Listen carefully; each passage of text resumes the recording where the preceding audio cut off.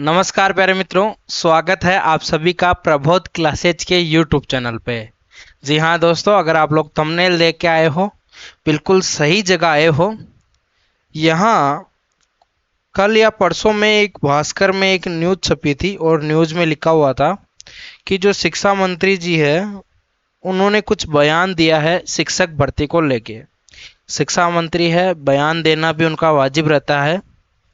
इस बयान का क्या मोटो है, क्या बातें हैं इस बयान के बारे में, ये हम लोग आज चर्चा करेंगे। ज़्यादा देर आपके बीच में नहीं रहूँगा, 2-3 मिनट आपके बीच में रहूँगा, लेकिन इस चीज़ को जो है आपके बीच में जो है सरलीकृत करके जाऊँगा। और आप लोग इस वीडियो को जितनी देर आप लोग मैं बना हुआ हूँ उतनी उतनी देर कम से कम आप लोग बने रहें। अगर आपको ये वीडियो अच्छा लगे तो अपने दोस्तों को भी शेयर करना, ताकि वो भी इसके लिए थोड़ा सा जो है प्रिपेयर होएं।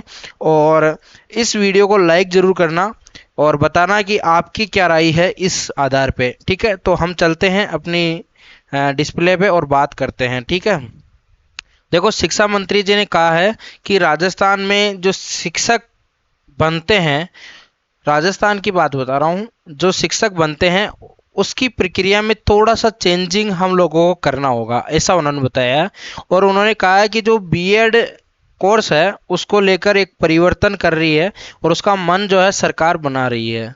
ठीक है, उन्होंने बताया कि अभी बड़ी तादाद में छात्र बीएड कर रहे हैं, बिल्कुल सही बात है। साथ में लेकिन खर्चा करने के बाद भी वो बेरोजगार रहते हैं, ये भी कहीं ना कहीं सही बात है। बात करें बीएड करने के बाद उनकी नौकरियां लग नहीं रही है, और लगेगी भी कैसे, क्योंकि भर्तियां निकल ही नहीं रही है, सीधी सी बात है। और उनके परिवारों पर क्या बीतती होगी। शिक्षा मंत्री की चिंता जो है जग जाहिर है, सभी को ये चिंता सताती होगी, लेकिन शिक्षा मंत्री जी ने ये चिंता जाहिर की, ये एक बढ़िया बात है। क्योंकि इन परीक्षाओं के चक्कर में उनके उन जीवन के जो है उनके 2-3 साल बर्बाद हो जाते हैं। अगर उनकी पहले से ही नौकरी तय हो जाए, और ये तो बहुत बड़ी बात है कि तय हो जाए पहले से नौकरी, और उसके बाद जो है प्रशिक्षण हो। ऐसा बहुत साल पहले होता था, अब तो हालांकि ये धरातल पे कितना काम करेगा, ये थोड़ा सा कहना जल्दबाजी होगी। उसके बाद इसमें किया है कि जो उनके जीवन का 3-4 साल बर्बाद होगा वो नहीं हो, अगर ऐसा कुछ हो जाए कि पहले से नौकरी तय हो उसके बाद उनका प्रशिक्षण हो। लेकिन ये किस आधार पे होगा, ये एक बड़ा मुद्दा होगा। बाद में सरकार ये चाहती है कि सभी श्रेणी में के रिक्त पदों की जो गणना है उनको की जाए और एक परीक्षा आयोजित की जाए। ठीक है, और मेरिट के आधार पर श्रेणीवार चयन किया जाए, जिसके बाद बीएड करवाई जाए और बीएड पास करने के बाद तत्काल नियुक्ति पत्र दे दिया जाए।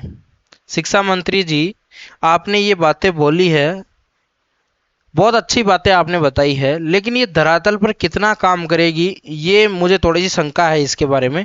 क्योंकि आपको भी पता है कि आप अगर एक एग्जाम देते हो, जैसे ग्रेजुएट हो रहे हो, ग्रेजुएट होने के बाद अगर एग्जाम दे रहे हो, अगर उस एग्जाम में पास नहीं हुए तो फिर तो आपके बीएड करने का या फिर शिक्षक बनने का जो प्राइवेट स्कूलों में भी जरूरी है, वो उसका आधार ही क्या रहेगा। भाई अगर जो पास हो रहा है उसी को बीएड करवाई जाएगी, तो फिर जो प्राइवेट स्कूलें जितनी भी है उनमें भी कई लोग रोजगार पाते हैं। ऐसा तो नहीं कि आप सरकारी स्कूलों में हर साल 2-3 लाख जो है वो भर्तियां निकालो। पहले से ही 16 लाख आपको पता है वो ये होने हैं। साथ में उन्होंने जो फौजियों के लिए भी कहा है कि उनको बीएड करने की आवश्यकता नहीं रहेगी। जो फौजी आते हैं, फौजी भाई आते हैं, उनको बीएड करने की आवश्यकता नहीं रहेगी। तो अब आप मुझे एक बात बताओ कि अगर उनको बीएड करने की आवश्यकता ही नहीं रहेगी तो हम क्यों भाई बीएड कर रहे हैं। पहले से ही उनको हर एक भर्ती में इतना आरक्षण दिया हुआ है। ठीक है, मैं उनको गलत नहीं बता रहा हूँ, लेकिन मैं मेरा पक्ष रख रहा हूँ कि मुझे क्या सही लगता है। वर्तमान में प्रक्रिया क्या है कि अलग अलग टेस्ट देने होते हैं, बीएड भी करनी होती है, और वो तो जग जाहिर है कि अगर एक क्वालिफिकेशन, अगर एक पद पे आपको जाना है तो उसके लिए वो क्राइटेरिया, वो क्वालिफिकेशन आपकी पूरी होनी चाहिए। ठीक है, अब देखो उन्होंने बोला है कि जो फर्स्ट ग्रेड है, सेकंड ग्रेड है, थर्ड ग्रेड है, उसमें कुछ इस प्रकार से हो कि हम लोग जो है पहले ही क्या कर लें, पहले ही तय कर लें कि ये जो फलाना फलाना आदमी है वो मास्टर बनेगा। पहले ही क्या एक परीक्षा ले लें, क्या ले लें, पहले क्या कर लें, एक परीक्षा ले लें, एक परीक्षा ले लें, और इस परीक्षा में जो मेरिट में आएगा, है ना, मेरिट में आने वाले को ही हम लोग क्या करने देंगे, बीएड करने देंगे। आपको पता है राजस्थान में कितनी सारी प्राइवेट स्कूलें हैं, प्राइवेट कॉलेजें हैं, जो कि बीएड के बाद ही क्योंकि एक एलिजिबिलिटी होती है किसी भी शिक्षक की बीएड करने के बाद।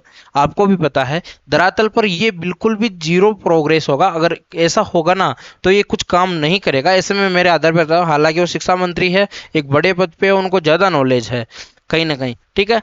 और दूसरी बात आपको भी पता है कि अगर हम लोग बीएड करते हैं, बीएड करने के बाद 3-4 साल, आपको पता है आजकल जो बीएड का जो बीएड जो होती है कॉलेजों में, वो आपको पता है किस प्रकार की बीएड हो रही है।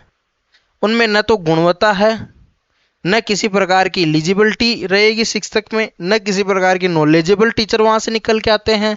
उनसे टीचिंग एड नहीं करवाए जाते हैं, उनसे माइक्रो टीचिंग नहीं करवाई जाती है, और जो अनुशासन की बात आती है वो वहाँ पे होती नहीं है। साथ में हम लोग बात करें कि डोनेशन के द्वारा वहाँ पे काम चलता है ना। डोनेशन दे दो और फाइलें भी आपके किसी से बनवा लो और फिर काम कर लो।